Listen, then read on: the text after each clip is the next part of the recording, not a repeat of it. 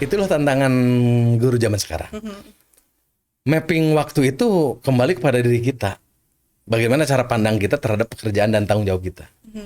Kalau kita hanya leha-leha mengerjakan tugas karena ingin dilihat pimpinan dan kita mengabaikan hal-hal yang wajib, maka itu akan menjadi sejarah kelam saja.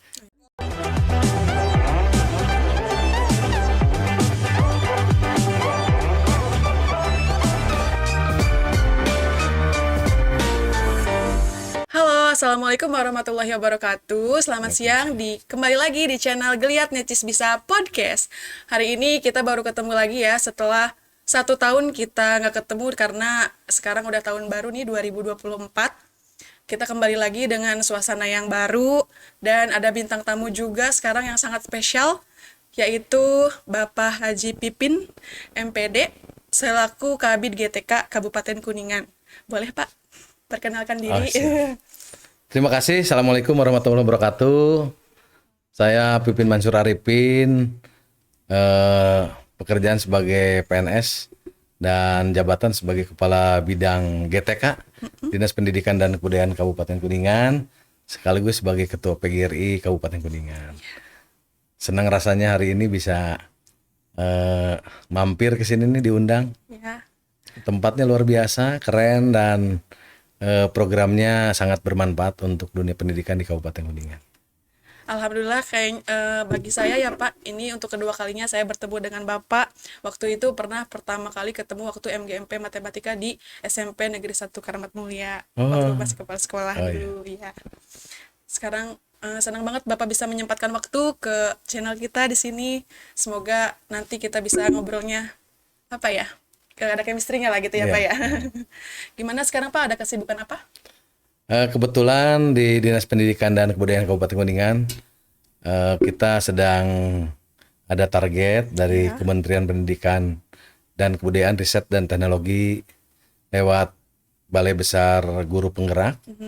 Untuk kami hari ini yaitu melakukan pendampingan untuk rekan-rekan kepala sekolah dan guru mulai dari jenjang TK, SD, SMP, SMA, SMK, dan SLB untuk ASN PNS dan ASN P3K terkait dengan pengisian laporan kinerja atau EKIN yang bertautan dengan aplikasi platform Merdeka Mengajar atau PMM.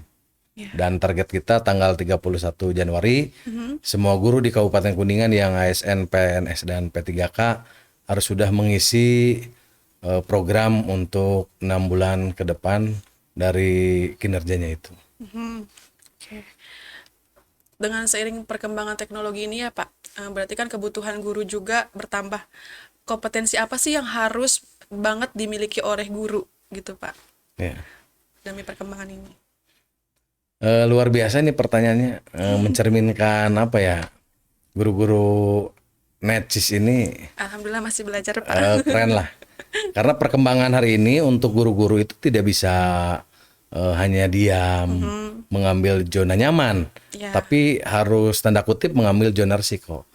Resiko di sini bukan resiko negatif, tapi resiko bagaimana hari ini kita mengikuti perkembangan zaman. Dengan IT, teknologi yang sekarang sepersekian waktu itu saling berkejaran. Tidak seperti dulu, semua ditulis manual. Ya, kalau sekarang itu semua update dengan teknologi. Sehingga tadi terkait dengan pertanyaan seperti apa guru-guru hari ini yang harus dikembangkan, ada 5 indikator guru hebat. Wow, apa aja tuh Pak? Yang pertama, guru tersebut harus bisa merubah mindset atau pola pikirnya. Kalau guru masih berpikiran bahwa murid adalah objek penderita, itu kesalahan besar. Murid itu adalah bagian dari sebuah paradigma berpikir bagaimana memajukan sebuah program sehingga bisa terlaksana dengan sukses. Jadi pandangan guru terhadap murid itu harus positif. Yang kedua, guru yang hebat itu di masa sekarang mereka harus menjadi guru yang kreatif, inovatif dengan keilmuannya. Guru ya kayak sekarang Bapak Ibu gurunya di sini membuat podcast Geliat Necis Bisa. Ini luar biasa, ini kreatif, inovatif juga bagaimana pengembangan teknologi ini. Ini kan IT semua nih. Ini nanti akan menjadi apa ya, stimulan positif untuk sekolah, bagaimana masyarakat tahu tentang program SMP Necis ini lewat Geliat podcast Necis Bisa. Necis Bisa. Yang ketiga, guru sekarang itu kalau ingin jadi guru hebat harus bisa memanfaatkan IT, teknologi. Jadi nggak bisa kita hanya berdiam diri.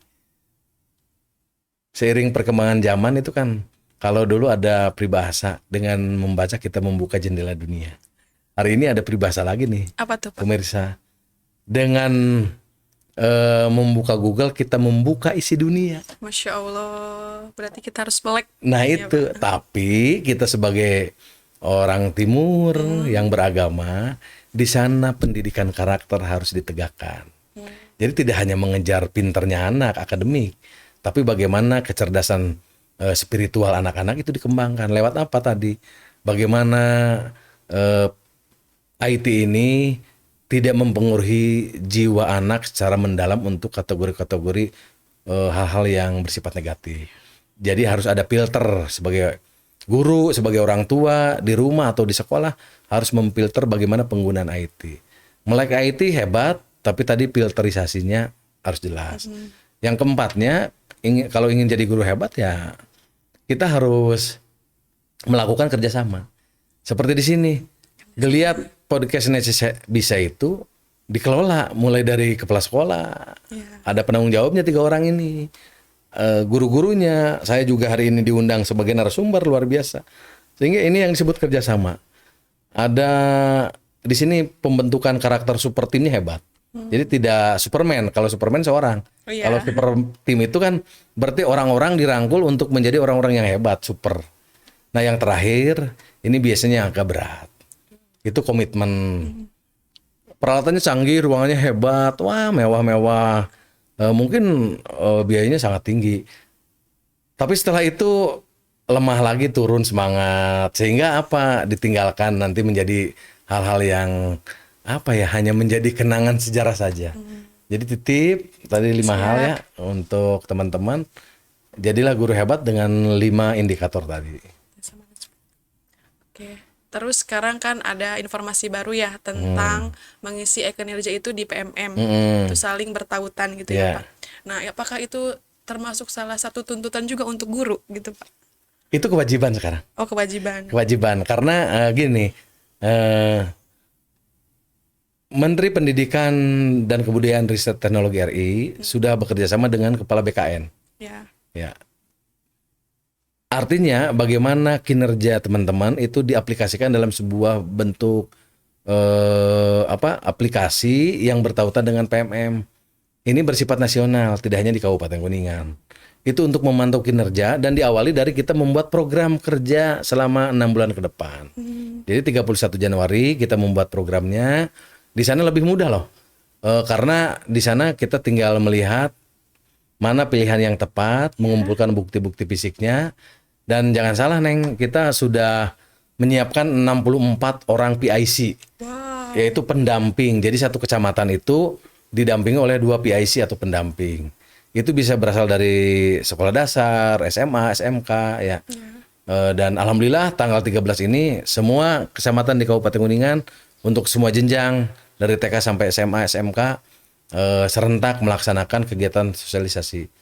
Dan tadi saya memantau beberapa tempat, alhamdulillah berjalan lancar, tidak dengan kalimat saja, tapi penjelasannya, tapi dengan implementasi langsung praktek di laptop masing-masing. Oke. Terus berarti dengan adanya Ekin PMM yang baru ini berarti udah ada persiapan yang matang ya, Pak ya? Insya Allah. Insya Allah, alhamdulillah. Tapi banyak juga ya Pak, kadang di sosial media ini kan orang bebas untuk berekspresi atau berpendapat ya Pak. Terus ada juga yang bikin reels gitu ya, satu video kalau guru tuh sekarang ada Ekin dan PMM berburu sertifikat gitu ya Pak. Jadi guru tuh sekarang sibuk untuk memikirkan administrasi gitu. Kadang ada juga beberapa yang lupa untuk ke kelas gitu Pak. Nah, bagaimana tuh ketika guru itu meninggalkan kelas dan tidak bisa membagi waktunya Pak? Ya, itulah tantangan guru zaman sekarang. Mapping waktu itu kembali kepada diri kita. Bagaimana cara pandang kita terhadap pekerjaan dan tanggung jawab kita. Kalau kita hanya leha-leha mengerjakan tugas karena ingin dilihat pimpinan dan kita mengabaikan hal-hal yang wajib, maka itu akan menjadi sejarah kelam saja. Makanya saya sebagai sahabat dari teman-teman, sebagai kepala bidang GTK dan juga sebagai ketua PGRI Kabupaten mengajak bersama-sama guru, ayo mari kita menuju sebuah peradaban pendidikan yang luar biasa. Karena perkembangan hari ini tidak bisa ditebak. Ya. Semua fluktuasi naik turun, perkembangan, informasi segala macam itu mudah diakses. Makanya siapkan diri menjadi guru yang hebat dengan bermental baja. Tapi ingat, di atas segala-galanya kecerdasan emosional, kecerdasan sosial, dan kecerdasan spiritual itu harus menjadi pondasi kita. Mengatur waktu, mengatur ritme pekerjaan. Waktunya mengajar kan tugas kita, kewajiban kita. Apalagi saya sebagai orang beragama muslim ya, bagaimana itu harus ditegakkan. Ada pekerjaan yang lain seperti sekarang mengisi PMM ini bagus. Dikumpulkan oleh kepala sekolah Bu Ida Nuraida di luar jam pelajaran sehingga tidak mengganggu KBM kan. Tadi saya lihat anak-anak jam 13 sudah 12 sekian udah keluar pulang, guru-gurunya setengah 2 kumpul, artinya KBM tetap berjalan dan program untuk kegiatan-kegiatan yang seperti tadi disampaikan, pengisian e-kinerja melalui akun PMM juga berjalan. Jadi kadang ada yang berkeluh kesah juga, guru pagi ngajar di sekolah, siangnya ngisi administrasi, malamnya ikut seminar karena untuk kebutuhan sertifikat gitu ya Pak. Terus untuk mengelola emosi itu bagaimana ya Pak yang baiknya? Mengelola emosi itu gampang susah. Kembali kepada cara pandang dan cara berpikir kita. Kalau kita melihat orang lain dengan kacamata hitam, artinya pandangan jelek, maka orang lain itu selalu salah di mata kita. Tapi bila kita memakai kacamata yang bening, maka orang lain itu akan selalu hebat di mata kita. Porsinya kembali kepada diri kita bahwa lakukan semua pekerjaan ini untuk teman-teman semua dan masyarakat itu dengan ikhlas. Ikhlas itu mudah diucapkan tapi sulit dilakukan. Ikhlas itu hanya dirasakan loh. Tidak bisa hanya diucapkan, dirasakanlah kita. Makanya bagaimana paradigma berpikir kembali pendidikan karakter itu ditanamkan bukan hanya di siswa saja, tapi di diri kita sebagai guru yang kata masyarakat orang yang harus digugu dan ditiru. Itu barangkali Neng. Atau Bapak pernah juga yang berkeluh kesah ke Bapak sebagai guru gitu. Pak, kenapa sih ada bla bla bla, sekarang ada aplikasi baru, ada administrasi tuntutan yang harus kita kerjakan lagi gitu. Bagaimana tanggapan Bapak? Ya, ada yang berkelakar seperti itu, bertanya, kita hadapi dengan santai, wajar namanya juga manusia, guru-guru juga harus mendapat edukasi yang utuh, artinya kita jelaskan fungsinya untuk apa, dan kalau sudah paham, alhamdulillah tidak ada masalah. Sekarang perkembangan zaman lah, dunia pendidikan itu tidak stagnan, harus terus meningkat. Makanya fluktuatif tadi semangatnya kembali dijaga oleh kita. Terus apa yang dirasakan oleh siswa ketika perkembangan teknologi ini sudah maju dengan berkembang gitu? Yang dirasakan oleh siswa bisa dua hal, bisa positif, bisa negatif. Tergantung dari pandangan siswa terhadap gurunya. Makanya guru harus menyiapkan diri sesempurna mungkin. Ya, kan kalau guru datang kelas dengan masih menunjukkan emosi yang tidak stabil, masih menjustifikasi bahwa siswanya salah, kurang bagus, akan ada pandangan negatif juga feedbacknya ke guru tersebut.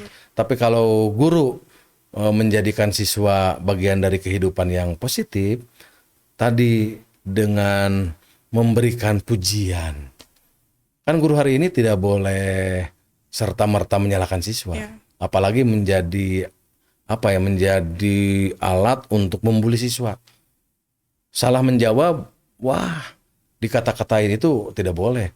Sekarang itu apapun yang terjadi dalam kehidupan siswa tersebut, kita harus bisa menjadi orang yang bisa menenangkan. Siswa salah bukan harus dijustifikasi salah, tapi manakala ada sedikit kesalahan dari siswa, kita memberi apresiasi sampai bagaimana meluruskannya. Hukuman itu bukan hanya dengan yang terasa oleh siswa, bukan hanya dengan pukulan fisik, Tapi yang paling terasa nempel itu biasanya dengan verbal. Dikata-katain yang kurang pas. Makanya itu akan membekas. Hati-hati. Ini pesan juga untuk para guru di Kabupaten Iya. Kuningan. Siswa adalah bagian dari kehidupan kita. Kita adalah guru yang harus memberikan apresiasi positif terhadap siswa. Titip, tidak ada punishment untuk siswa. Yang ada adalah reward. Reward itu tidak harus dengan materi, tapi dengan kalimat-kalimat pujian, kalimat-kalimat yang membanggakan. Contoh misalnya, kita bertanya yang ringan saja nih ke siswa, berapa 1+1 berapa? Anak menjawab misalnya 4. Tidak harus disalahkan, tapi guru yang bijak akan berbicara, jawaban kalian, jawaban kamu sedikit lagi benar. Sehingga siswa itu akan berbicara ke orang tuanya sore hari, malam hari, bahwa ibu guru, bapak gurunya mengapresiasi jawaban aku sedikit lagi benar kata ibu bapak guru. Orang tuanya pasti nanya, emang pertanyaannya apa? 1+1, kamu jawab apa? 4. Orang tuanya akan berterima kasih dalam hatinya terhadap guru tersebut. Karena guru tersebut tidak mematikan semangat anaknya.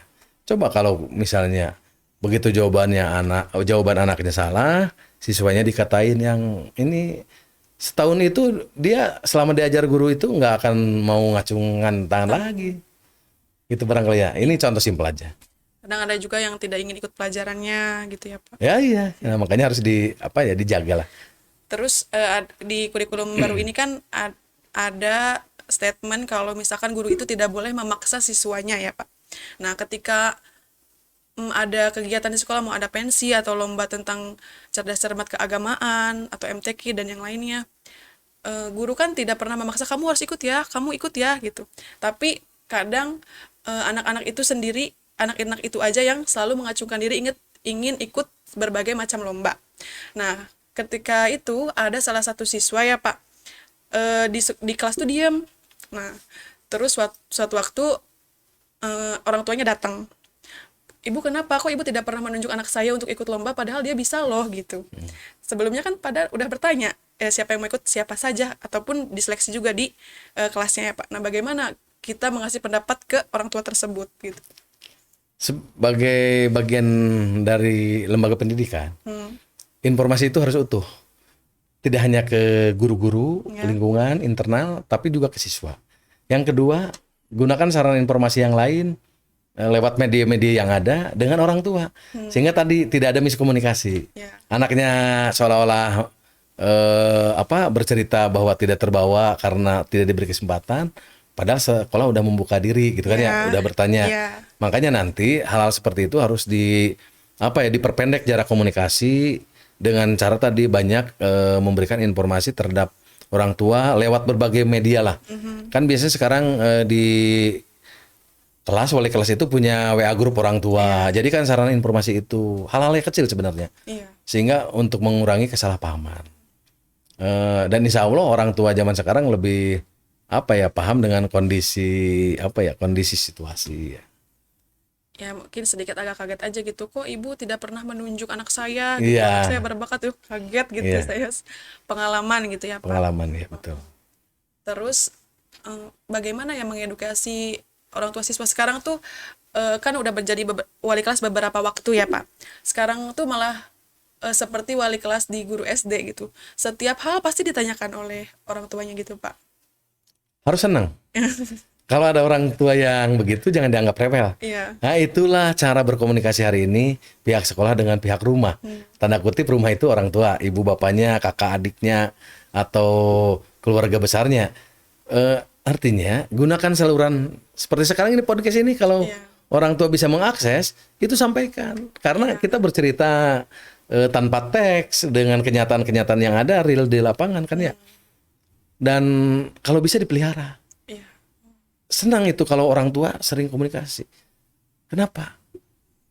Ada paradigma berpikir bahwa dulu orang tua ke sekolah itu enggan, malas. Ngapain capek-capek jauh-jauh harus ke sekolah.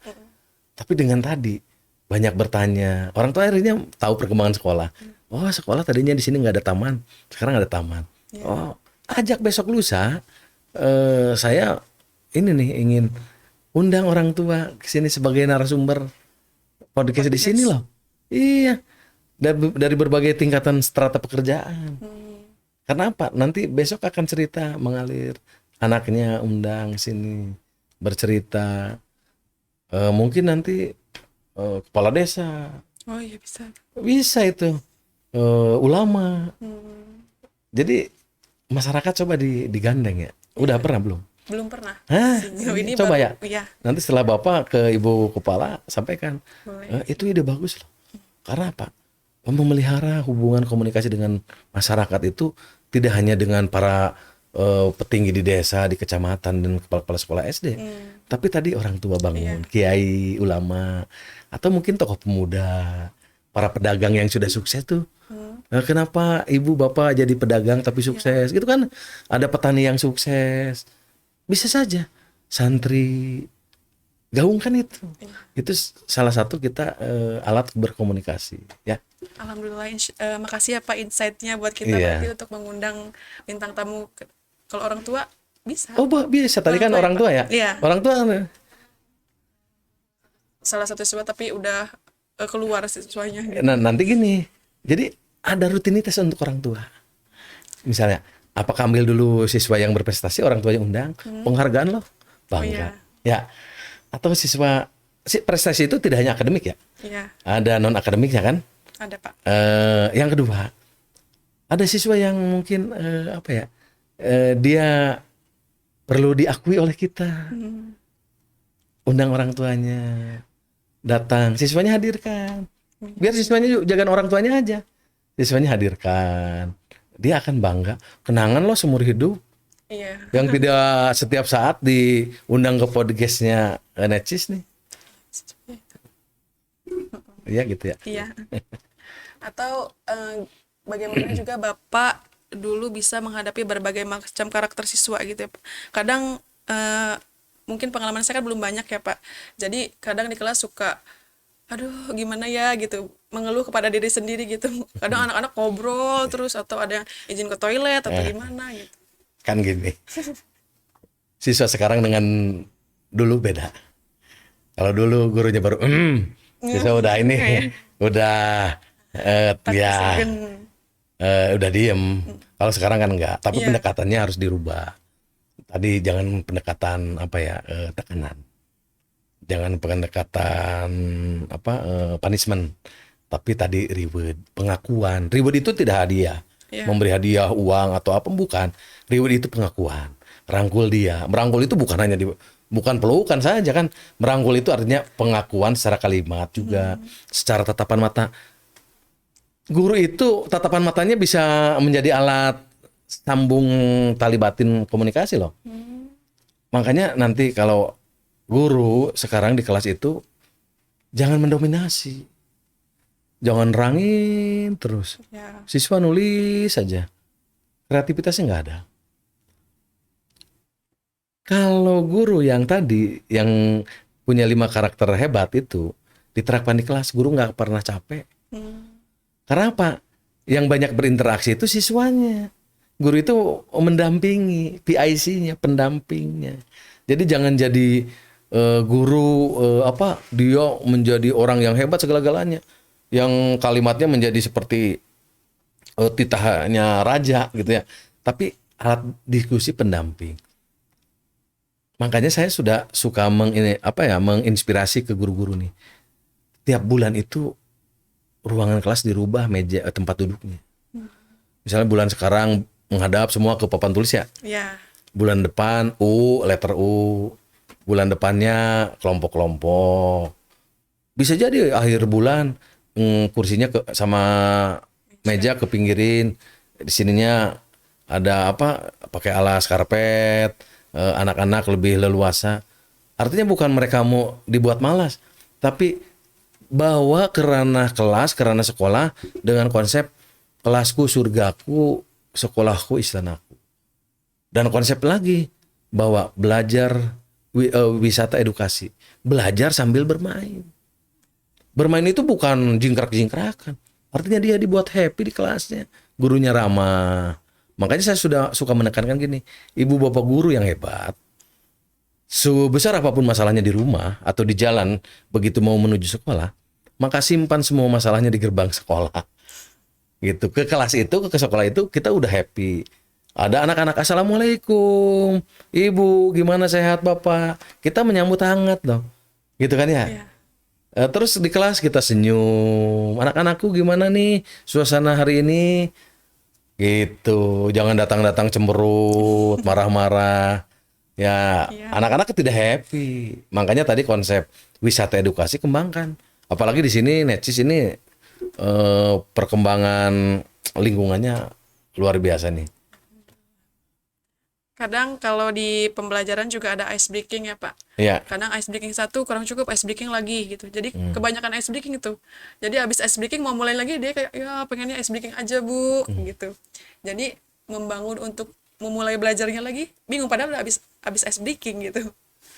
nah ini teknik Nah, belum tahu tuh. bagus nih. Kadang siswa itu inginnya yang di luar konteks materi, Iya. wajar, karena usianya seperti itu. Tapi kita bagaimana membawa siswa untuk kembali bersemangat, artinya kembali berfokus kepada tujuan dari pembelajaran kita tadi. Dengan membawa ice breaking sesuai dengan materi pelajaran. Ice breakingnya jangan terlalu banyak dan jangan terlalu jauh dari mata pelajaran atau materi yang sedang disampaikan. Ice breaking itu kan bisa kegiatan yang lainnya. Sebenarnya sedikit saja ice breaking, jangan terlalu lama.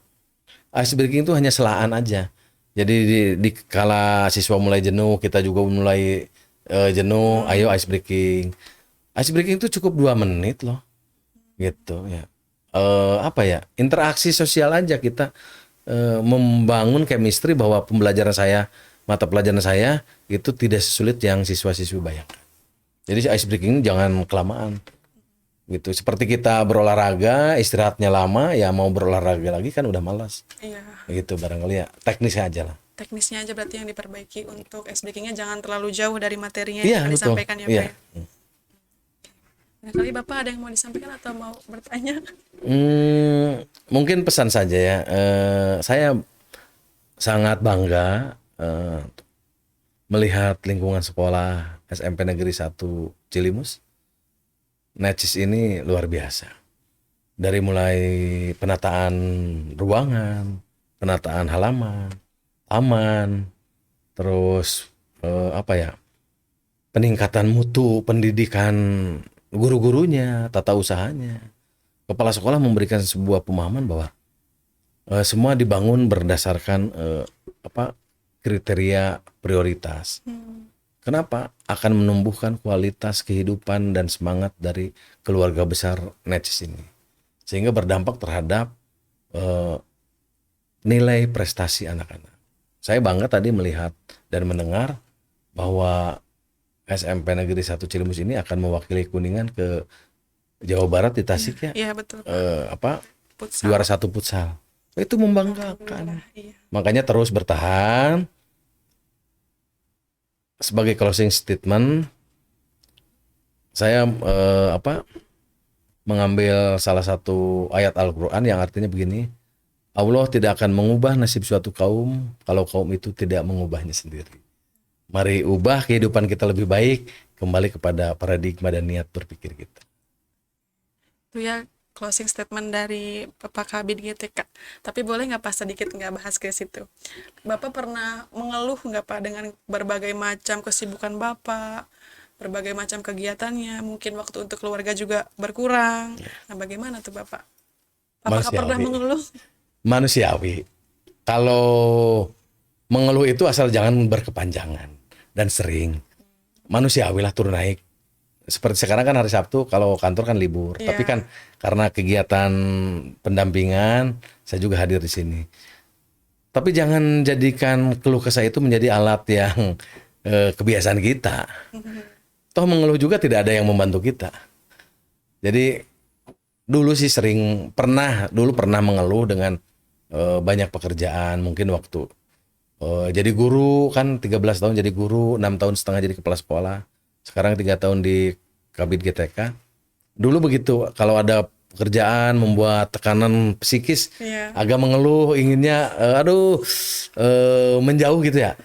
Justru kalau masalah ada itu, pekerjaan numpuk, kayak kita harus hadapi dengan ikhlas, bekerjanya nyaman, buat enjoy aja lah. Hidup itu kembali kepada kita. Coba kalau kita mengeluh, apakah orang lain akan menyelesaikan pekerjaan kita? Tidak. Hanya dede, sayang, kasihan gitu kan ya. Toh yang mengerjakan siapa? Gitu. Nah iya, makanya hindari mengeluh lah. Jadi pernah saya manusiawi, pernah dulu-dulu. Kalau sekarang ya kita buat enjoy aja lah. Dan setiap ada masalah kembali bahwa kita orang beriman, kita harus selalu yakin bahwa Yang Maha Kuasa akan selalu menyelesaikan setiap masalah tergantung niat kitanya. Atau pernah ketika jenuh Bapak punya hobi gitu, berolahraga? Hobi olahraga ya kalau sekarang ya sepeda. Terus apa ya? Touring sendirilah. Kecil-kecilan pendek, jarak Iya. pendek. Artinya mengimprovisasi bahwa kita juga perlu menyehatkan pola pikir, batiniah, lahiriah. Atau berkumpul dengan keluarga kayak gini aja nih, bagi saya nih udah healing nih. Alhamdulillah. Podcast dengan anak-anak muda, guru-guru muda di Necis, ini healing bagi saya. Dan saya senang nih. Semoga gitu. Bapak nggak kapok ya kalau nggak Insya Allah. diajak ke sini datang Kalau lagi. dipercaya diundang lagi ya nanti Siap. undang lagi sini datang. Makanan kesukaan Bapak apa nih? Bubur ayam. Bubur ayam. Nah, tim bubur ayam diaduk apa di Yang diaduk. Diaduk. Iya. Kalau saya tim bubur dimakan, Pak. Kalau dilihat Iya aja nggak benar. kenyang. Iya. Ini. Ini 1-0 ya. Iya. Kalau saya diundang nanti dibalas lagi nih. Iya. Boleh Bapak jawab dengan cepat ya. Ini ice breaking, kita tadi ngobrol serius nih, Pak. Ya siap. Ini aku deg-degan. Kalau nggak deg-degan ya mau ke rumah sakit meninggal. Satu-satu nih. Ya, kan harus segera membuat pembalasan. Oh, iya. Buat enjoy ya, Pak Iya, ya. betul enjoy. First question ya, Pak. Kalau misalnya A atau B? Hmm. Nggak akan nanya 1, 2, atau 3, Pak. Iya, oke. Ya tinggal A aja itu Ah, jawab. iya. Kopi atau coklat? Kopi, Nasi Padang, nasi liwet?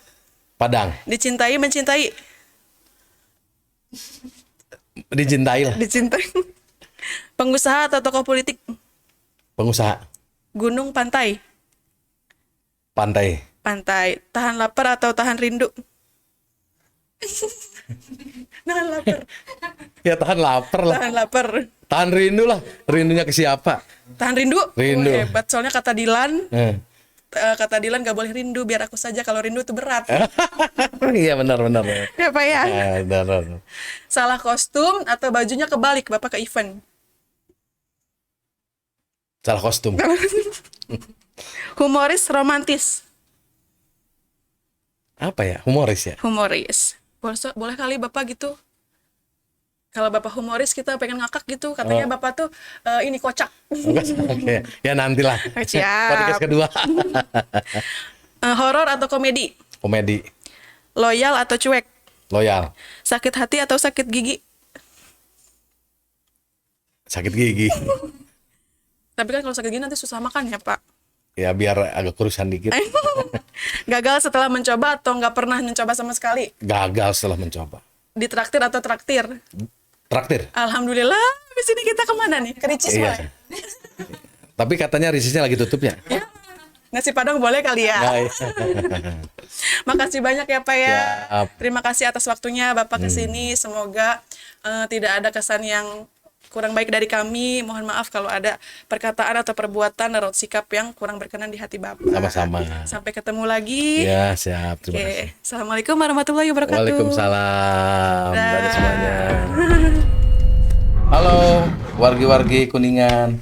Saya sekarang sedang berada di Geliat Podcast Necis Bisa. Jangan lupa subscribe, like, share, and comment. Karena luar biasa dan ini sangat menginspirasi kita sebagai warga Kuningan. Terima kasih.